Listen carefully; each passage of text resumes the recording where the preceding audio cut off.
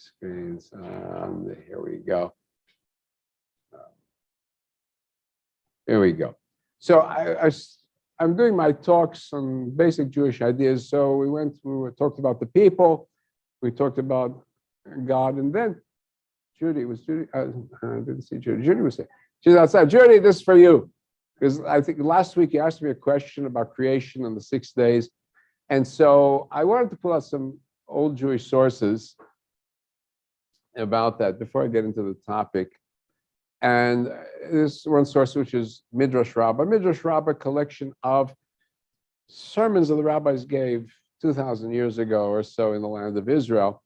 They would build them around verses in the Bible, and they would run one verse into another back and forth. It was a kind of a poetry structure, and then they were incorporated. And out of those, we get what we talk about as Jewish legends, but they were designed as compositions, very intricate compositions. So anyway, they go into this in Bereshit Rabbah, which is the one built around the book of Genesis. And Rabbi Yehuda Bar Simon says, when he talks about Vayihi Erev Vayi Boker, it does not say, let there be evening, sheyeh, but, and it was, Vayihi.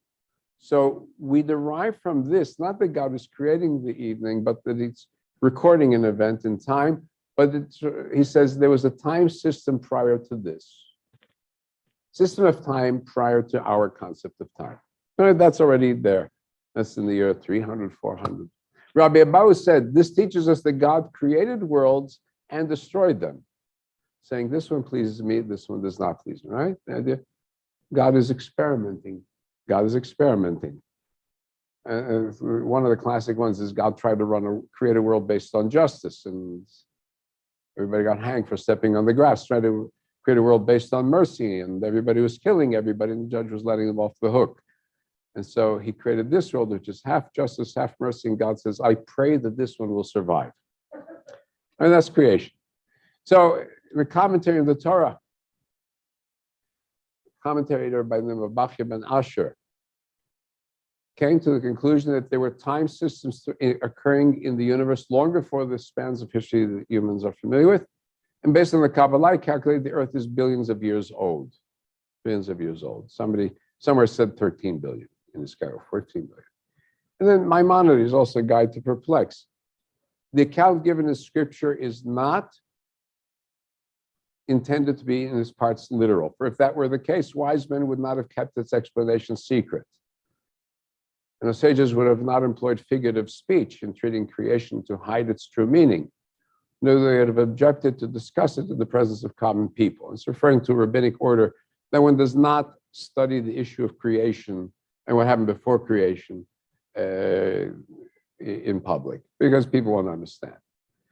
So it is said about Charles Darwin, someone sent him a copy of a book in Hebrew, and he had it translated for him. And he wrote in his diary, he says, wow, I saw an essay in Hebrew that appeared showing that my theory is in the Old Testament. Very excited. And this was a scholar, Naftali Levy, in 1876, who sent Darwin his book, Toldot Adam, plus a cover letter. And as I said, he didn't read the Hebrew, so somebody translated the letter for him, not the whole book. But he understood that, right, in Jewish tradition, there were some ideas to support the idea of a development of the human being other than just the literal description. So I just mentioned that. So, okay, Judy, you heard it? Okay, there we go. So now, and I'm just going to touch on the topic briefly, and then we're going to go to my music for us for this day. So again, before we can understand what is the idea of man, woman, mankind, womankind, humanity in the Bible, before we have to do that, we say, well, what was it like among our neighbors? What was the idea among our neighbors? Well, the most famous of our neighbors are the ones who really were the ancestors of Western civilization. The Egyptians on one hand, but the actual intellectual foundation of Western civilization to a much greater extent, Mesopotamia, Babylonia, much more in terms of the thought pattern. And mathematics, for example, Mesopotamia, 2,000 years, right? It's 1,000 years before Abraham. They had the idea of a decimal point. They had the idea of zero. They had a not a decimal system, they had a 60s system. What's that called? Hexadecimal system, something like that. Very interesting. So we have, out of the Babylonians, somewhere around the time period frame equivalent to Abraham, their major work, Enuma Elish, when above, the gods had not yet come into being. And it's their creation story. And they talk about a battle of the gods against the monster, Tiamat. And Tiamat is a variation of what becomes in the Bible the word Tehom in the opening chapter of Genesis. Tehom, the Spirit of God is hovering over the depths, Tiamat. So Tiamat, that word they knew, and they transferred it from this ancient demon to just the emptiness of the earth. Took away the demonic.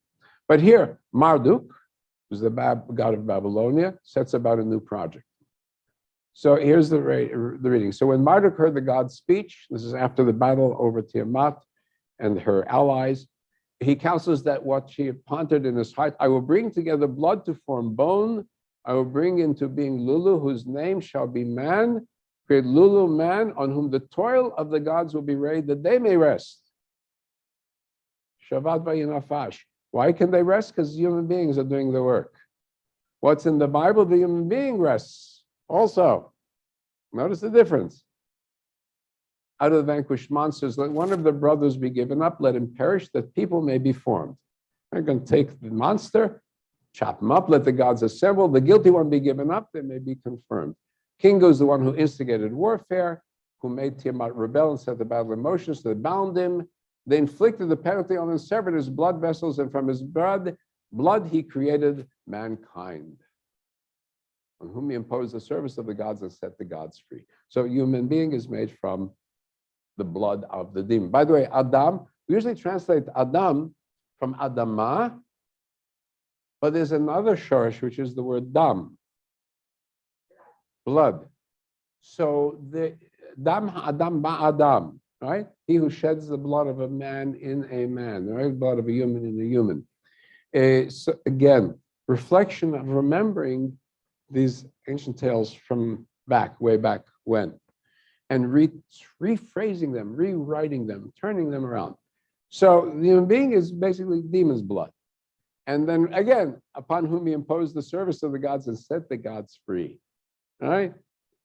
We can, by the way, when the flood comes, and that's in another myth from Gilgamesh, also from this period, and he's trying to find the secret to eternal life. He finds Noah, Utnapishtim, the man of Nefesh, Utnapishtim, and he describes what it was like after the flood, and the gods hadn't eaten, and he gives the first sacrifice.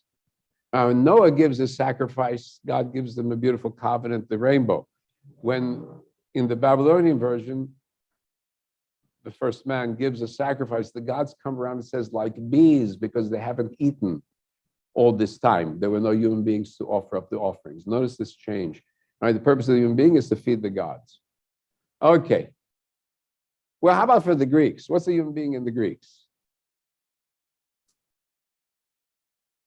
The Greeks have their fight. The same story, by the way, about the war against these demons and so on, the gods against the demons. And it appears again in the Nordic mythology. So this is something that is, again, coming out of the ancient Middle East into Greece and into Europe, this kind of pattern. So after this battle, it's the last of the Titans. Prometheus creates man out of mud. There, we got the mud story, the earth origin. And the goddess Athena breathing life into the creation. Breathing life, it's the goddess Athena. That's similar to what we have. It's Adam min Adamah, and he shapes him being out of the earth,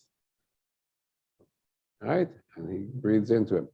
But what's more? There's the second god, another of the Titans, Epimetheus, has to supply the human being. Next step, that's the next one. That's after, yeah. So now Epimetheus had given away all the good skills and qualities to the other creatures.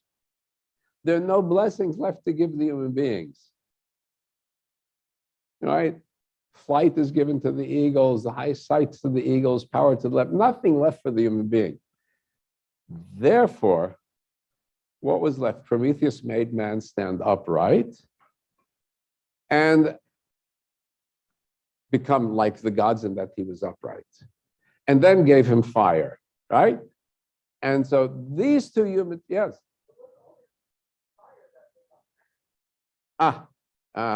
Well, you know, it's also he made him upright like the gods and gave him fire. And what do you do to the one who gives fire, right? You know the story. He's chained to the rock. His liver is torn out every day by the eagle. That's what you do to do things good for human beings, right? The gods are against human beings. The gods who rule us are against human beings, right from day one, right from day one. So they take it out on Prometheus. Now, how do they punish the human being? How do they punish the human being? You tell me, how do they punish them? They give him a wife. They create Pandora. Right? She's created with the god Hephaestus, that is the god of the anvil. God of, right? Makes iron out of it, right? Makes iron tools and so on. So he makes the wife. He makes the wife, right? The first woman. And then we're told he gives her a jar as a gift. And inside the jar, she's told do not touch the jar. And then what is inside the jar? What did the gods put inside the jar for her? All the evils in the world, plague, pestilence, famine, sorrow. Then they stick hope in there. And the later Greek commentators say, what's it doing in that jar with all the evils? They say hope is one of these tricks that the God played on us to make us think we could get away from all these evils. So it too is a demon. The hope also, false hope. That's how it got in there. Why would it be in there if the gods didn't want to put it in there to mess things up for us? That's the Greek perspective. They were master cynics. They were cynics deep down below. They were cynics. Now I can put the biblical account of creation in a very different perspective. All around the world, there are different kinds of creation stories and creation accounts, and some of them parallel in some ways. It's in the Americas, one of the accounts, those the Popol Vuh of the Mayans, it has some similarities with the biblical creation account. The problem we have is, though, that the records are recorded by the Christian friars and monks who accompany the Spanish, and they're recording it. They may have been reinterpreting it, so we don't have, very hard to tell what's the original text. And so it may have been influenced. It's what we call cultural pollution in anthropology. So anyway, go to the biblical account. There's no chaos. There is the disorder, but it's not chaos yet. There's no vanquished demon. By the way, all across these myths, the ocean is the demon surrounding the earth. Python is the demon surrounding the earth in the Greek version. Tiamat is the demon in the Babylonian version. Very, very universal. So here we have, Vayomer Elohim na'aseh adam b'tzameinu. Look at the way the human being is created in chapter 1. Let us make humankind in our image, after our likeness.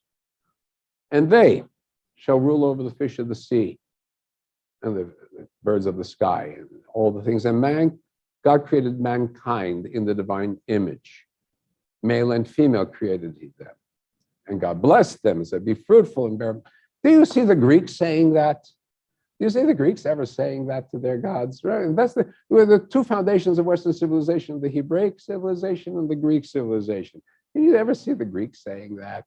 Right?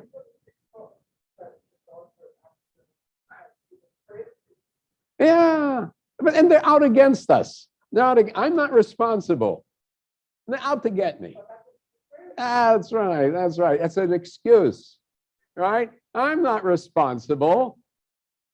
The fates cut my cord short. Oedipus, I can't do anything to escape it. I must kill my father and marry my mother, whether I want to or not. That's the example, classic example.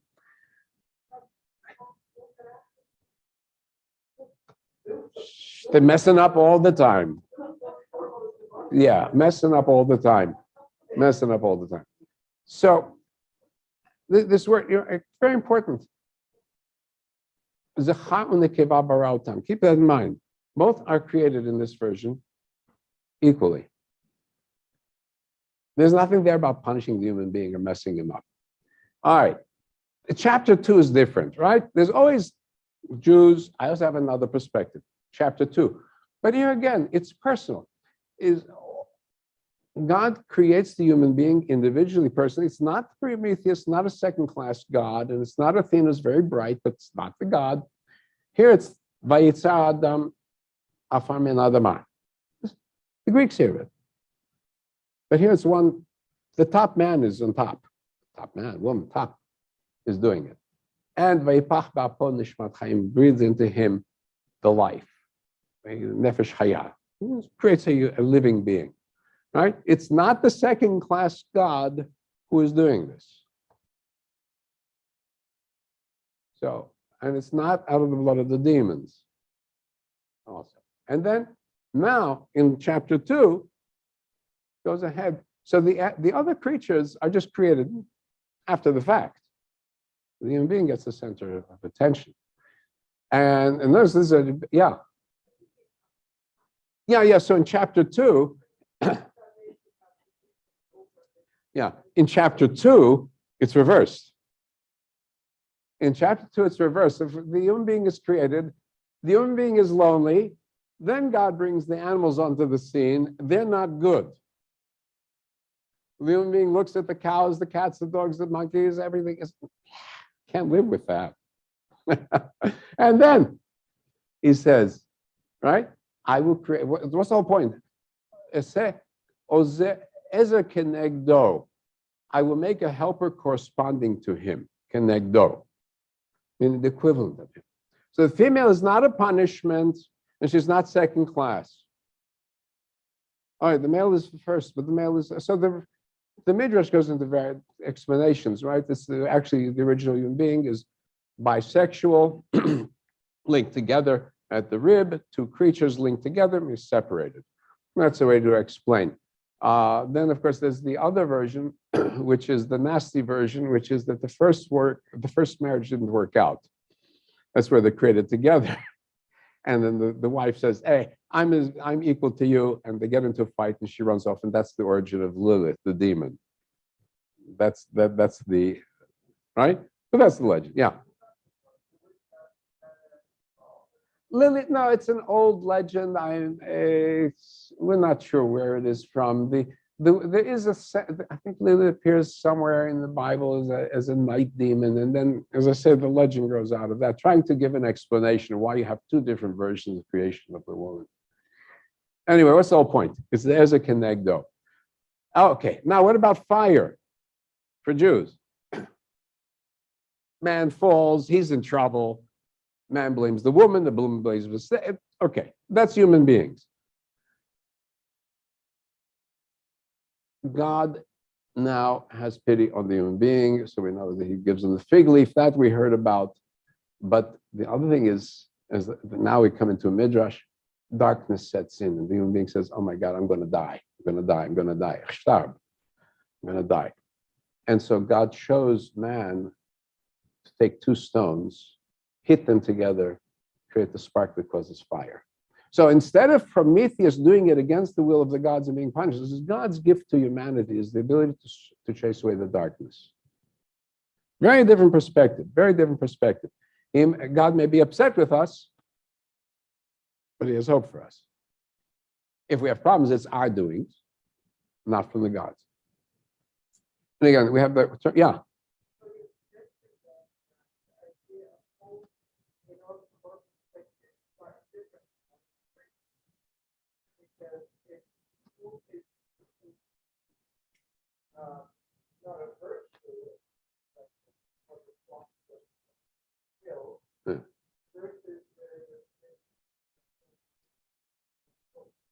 That's a good point. Yeah. Yeah, it's the idea, not the Pollyannish idea everything is wonderful, and not the pessimist idea everything is bad. The term that's used is meliorist. It can be better. So we happen to be in the dumps now. There is a Tisha B'Av. Everything is burned down. It can be better. So now what do we do for it? We throw back upon ourselves the burden of responsibility. And so the other thing, how is the human being made?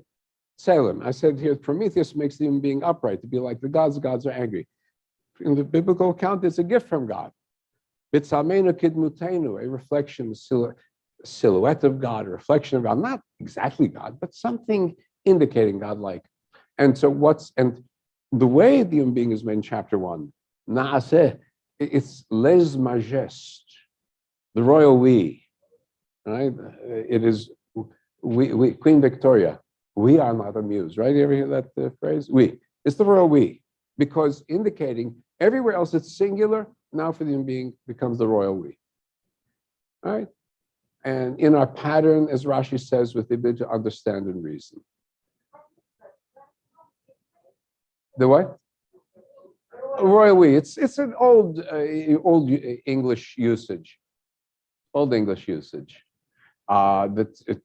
Instead of saying I, it was we, because you're personage of importance. Yeah. Go ahead.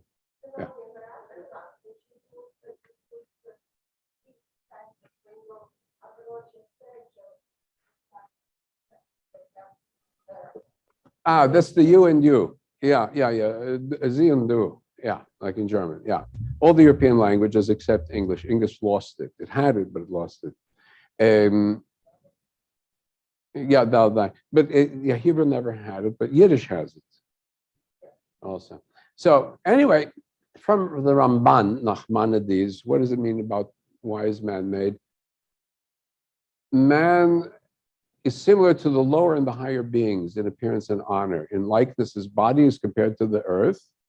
Soul is similar to the higher beings. That's the Nachmanides translate.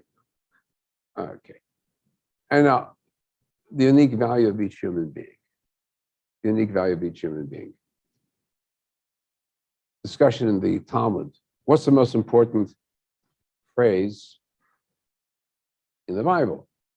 So Rabbi Akiva says you should love your neighbor as yourself. After Echakamocha, Klal Gadol b'Torah. Then Ben Azai, his companion, says, wait, Klal Gadol Yoter. This is the book of the generations of Adam. It's from chapter 5. And when he says what we have writing is only the beginning, the end of the sentence is the answer.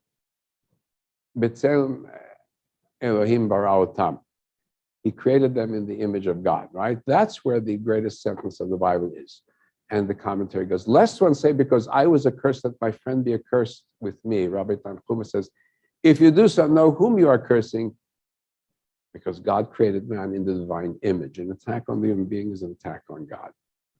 Okay, so now I'm going to go ahead. This is going to follow up for next week. We'll talk about human relations, interhuman relations, and value of humanity in general. I'm going to put this one, close this one down. And now I said I wanted to do something a little bit fun. I want to try to put a little fun into each Shabbat with some music. And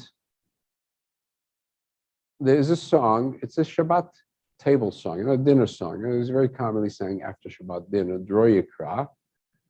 And my father in his yahrzeit, he was Yemenite. So there's a very popular Yemenite version. It's used for dancing, Israeli dancing. So I have that.